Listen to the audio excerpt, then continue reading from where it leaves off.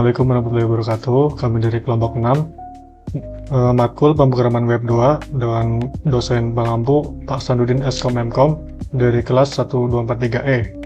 Di sini kelompok kami akan mempresentasikan UI design dan framework dari kelompok kami, web kelompok kami. Kelompok kami beranggotakan 5 orang. Ada saya, nama Sofan, kemudian ada Yumi Baroka, ada Ria Nur Khalik, Vicky Andrian, dan Rensa Dwi Bintang. Kemudian gambaran umum proyek. Proyek ini merupakan website e-commerce furniture. Pengguna bisa melakukan login atau registrasi, kemudian melihat berbagai produk, menambahkan ke keranjang, sampai ke proses checkout dan pembayaran. Selain itu, juga tersedia fitur dashboard admin untuk pengelolaan data, tracking pesanan, dan akun pengguna. Jadi sistem ini sudah mencakup alur belanja online secara lengkap dari awal sampai akhir. Kemudian, untuk tampilan, kami menggunakan konsep Single Page Application atau SPA. Artinya, perpindahan antar halaman tidak perlu reload, cukup menggunakan JavaScript. Dengan cara ini, aplikasi terasa lebih cepat, lebih ringan, dan lebih nyaman saat digunakan oleh pengguna. Kemudian untuk desain sistem dan CSS variables, di sini untuk desain sistem kami menggunakan kombinasi warna seperti coklat, gold, dan krem untuk memberikan kesan elegan dan sesuai dengan tema furnitur. Warna-warna ini diatur menggunakan CSS variable sehingga tampilannya konsisten di semua halaman.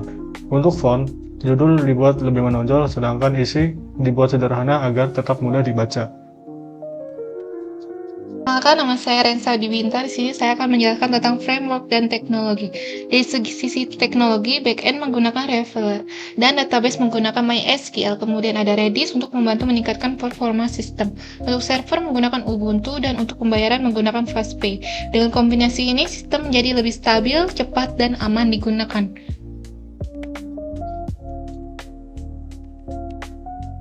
Kemudian selanjutnya ada komponen dan pattern UI. Nah, kami juga menggunakan beberapa komponen UI seperti modal, toast notification, sidebar, dan fronting SPA. Komponen ini membantu membuat tampilan lebih interaktif dan juga memudahkan pengembangan karena bisa digunakan berulang di berbagai halaman. Kemudian di sini ada fitur unggulan. Nah, untuk fitur unggulan dari sistem ini antara lain yaitu menggunakan SPA sehingga lebih cepat. Kemudian tampilan yang responsif di berbagai device. Kemudian adanya dashboard admin, lalu sistem pembayaran, dan yang terakhir itu fitur tracking pesanan. Jadi aplikasi ini tidak hanya menampilkan produk tapi juga mendukung proses transaksi secara lengkap.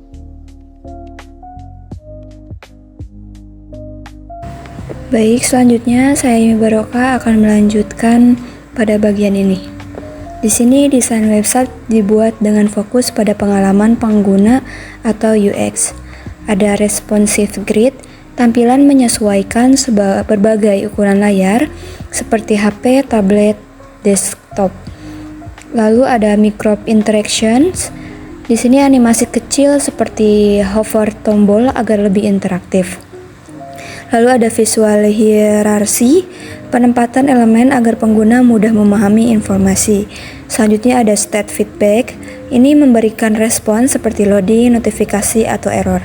Lalu ada aksesibilitas, memastikan semua pengguna termasuk yang memiliki keterbatasan bisa mengakses.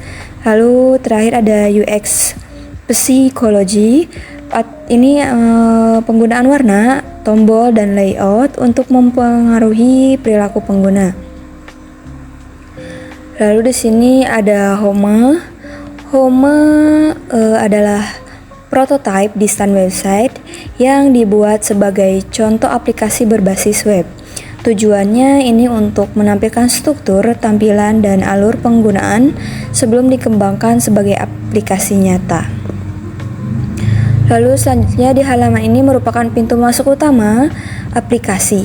Ada pengguna harus login atau daftar terlebih dahulu.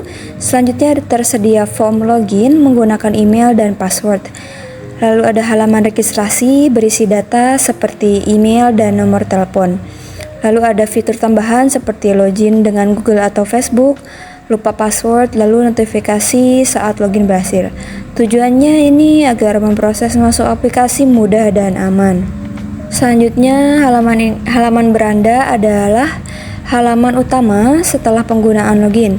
Bagian-bagiannya meliputi top bar informasi, ini berisi promo atau info penting. Lalu ada banner promo, ini menarik perhatian pengguna dengan penawaran. Lalu ada navbar utama untuk navigasi ke halaman lain. Lalu ada kategori cepat, ini memudahkan pengguna untuk mencari produk. Lalu ada produk unggulan, ini untuk menampilkan produk terbaik. Nah, dari desain ini dapat disimpulkan bahwa website dibuat dengan memperhatikan kenyamanan pengguna, tampilan yang menarik, serta kemudahan dalam navigasi dan penggunaan fitur. Nah, saya akan menjelaskan alur filter e-commerce. Ada daftar produk, detail produk, dan keranjang belanja. Untuk halaman daftar produk, di sini fungsinya untuk menampilkan semua produk, dan ada fitur-fitur seperti filter dan pencarian, kartu produk, badge atau highlight produk, ada pagination atau navigasi halaman. Lalu untuk halaman detail produk sendiri ada info lengkap produk. Di sini ada foto plus thumbnail, nama, rating, stok, harga dan diskon, pilih ukuran dan jumlah. Untuk tombol tambahannya ada tambah keranjang atau wishlist. Dan halaman keranjang di sini ada review sebelum beli dan ada penjelasan list produk yang dipilih, ubah jumlah, voucher diskon, total harga otomatis, dan tombol checkout.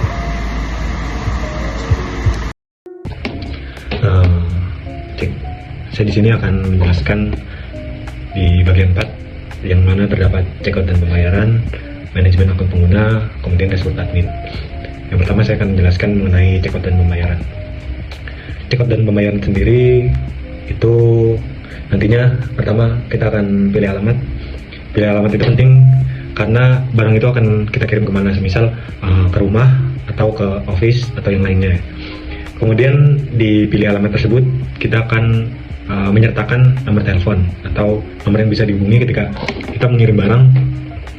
Itu ketika sampai atau ketika akan sampai nanti akan dihubungi apakah alamatnya sudah sesuai atau belum. Kemudian setelah pilih alamat maka kita pilih kurir. Kita memiliki kerjasama sama beberapa kurir seperti JNE, JNT, Tiki, dan lain-lain.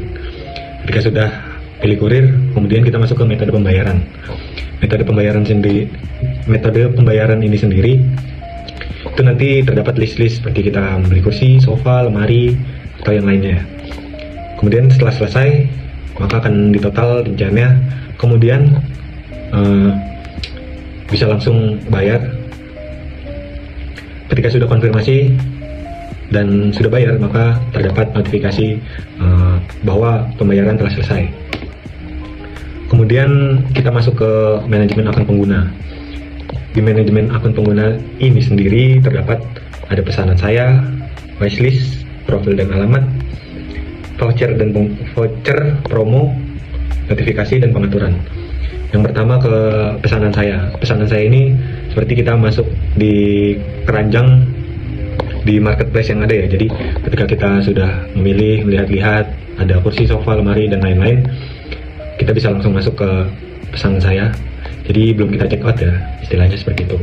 Kemudian terdapat wishlist, profil dan alamat. Nah, profil dan alamat ini sangat penting ya, karena itu tadi ketika kita melakukan check out dan pembayaran maka sudah otomatis ketika kita mengisi di profil manajemen akun pengguna, sudah otomatis ketika kita akan check out dan pembayaran itu alamatnya sudah langsung terhubung gitu. Jadi kenapa profil dan alamat ini penting? Ya karena ketika kita akan check out si barang tersebut maka akan langsung terhubung. Kemudian terdapat voucher dan promo. Voucher dan promo ini sendiri itu ada, tapi mungkin di hari-hari special day atau di event-event tertentu yang telah kita tentukan. Kemudian notifikasi itu seperti ada notifikasi barang baru, semisal ada lemari ini atau ada promo di special day atau hal yang lainnya. Kemudian di pengaturan.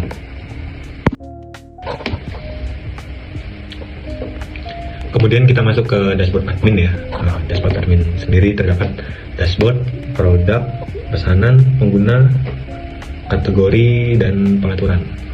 Di dashboard ini sendiri kita akan melihat seperti pendapatan kita dari 3 bulan, 7 bulan, atau 1 tahun terakhir. Itu barang apa saja sih yang difavoritkan oleh pelanggan yang sering datang ke tempat kita. Terus kemudian pendapatan kita, kemudian mungkin ada item yang pelanggan cari tapi barang itu kurang stok mungkin. Kemudian di produk itu di list produk apa saja yang sudah masuk ke aplikasi atau website tersebut. Jadi nanti kita bisa melihat apakah ada barang yang belum kita cantumkan atau harganya tidak sesuai dan lain sebagainya. Kemudian di pesanan, jadi ketika pelanggan memesan itu kita bisa melihat dan mungkin kita bisa menyingkronkan ya, apakah pelanggan yang pesan itu stoknya ada ready atau akan habis. Kemudian pengguna di sini kita bisa melihat, jadi misal sudah login itu yang masuk atau mengisi profile dan segala macam itu ada berapa orang, berapa banyak. Terus kategori itu bisa kursi, semisal lemari atau meja. Jadi kursi sendiri semisal ada kursi untuk office, kan berbagai macam ya. Kemudian ada meja juga berbagai macam, ada meja office, meja belajar, dan lain-lain. Kemudian ada lemari juga berbagai macam, seperti nantinya ada lemari yang dari bahan jati, kemudian lemari yang besar atau yang kecil. Terus kemudian pengaturan sendiri ini nanti kita buat semisal akan menambahkan apa dan lain sebagainya. Mungkin itu saja yang bisa saya sampaikan.